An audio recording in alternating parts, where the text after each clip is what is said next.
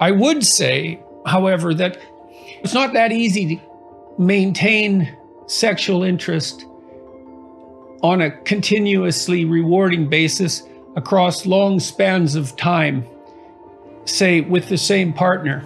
Now, maybe it's not that easy to maintain it, period, as we age, say.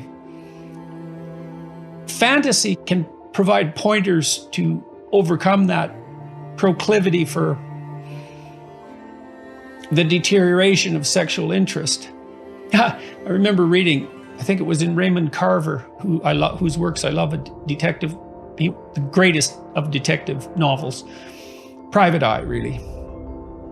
No, it was Raymond Chandler.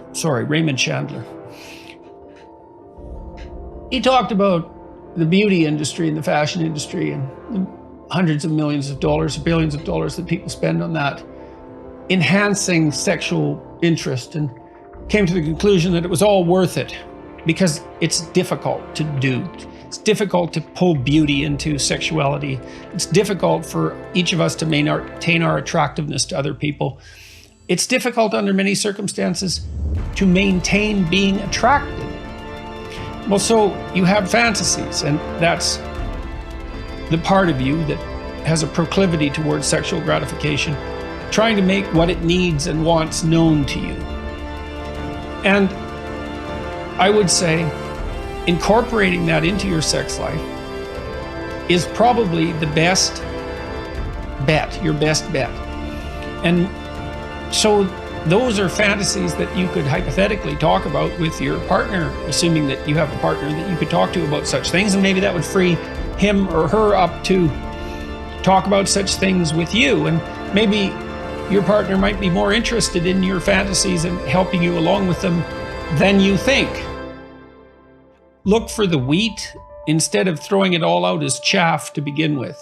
Take your cues from your fantasies. Now, I'm assuming that you do that in a relatively intelligent way, and that it doesn't hurt you and it doesn't hurt the other person, and that there's mutual consent involved and all of those things that a wise person would do. But I wouldn't throw the baby out with the bathwater. And the reason for that is that if you have fantasies about something that you need sexually, say, and those aren't satisfied in your life, they're not realized in your life, then when the opportunity to realize them comes up in the form of the possibility of an affair, let's say, or a betrayal, you're much more likely to be tempted in that direction than you would be if you had incorporated that into a broader conception of what your sex life might be.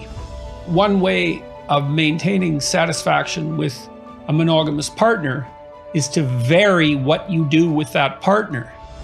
And if that variation is fueled by your mutual sexual fantasies, and then those fantasies are gratified, then one source of motivation to look elsewhere and potentially blow your whole life up and that of your partner as well while doing so is, Erich Neumann, famous student of Carl Jung, said, "Don't pretend to be better than you are."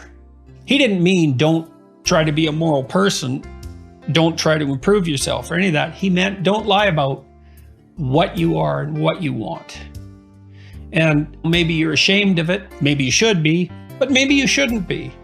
And I think assuming that those basic moral preconditions that I described earlier are met, then think about it as an elaborated sexual game and as something that you might play in a sophisticated and aware manner with a willing and able partner. I didn't teach my kids much explicitly about sex. I actually don't remember any conversations about sex per se. And I can't even really remember how they found out about sex.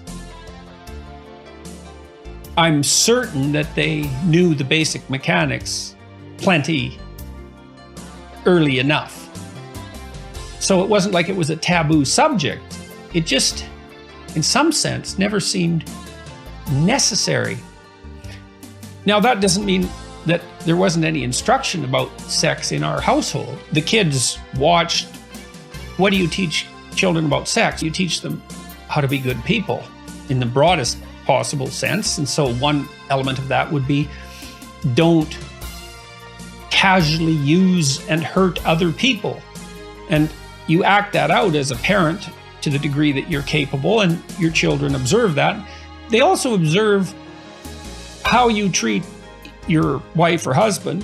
Oh, they're observing that all the time. You can be sure of that. And then they also observe how you treat your son and your daughter, and how you differentially treat them as well. And so they're learning about sex in the broader context of human relationships all the time. And most of that's implicit.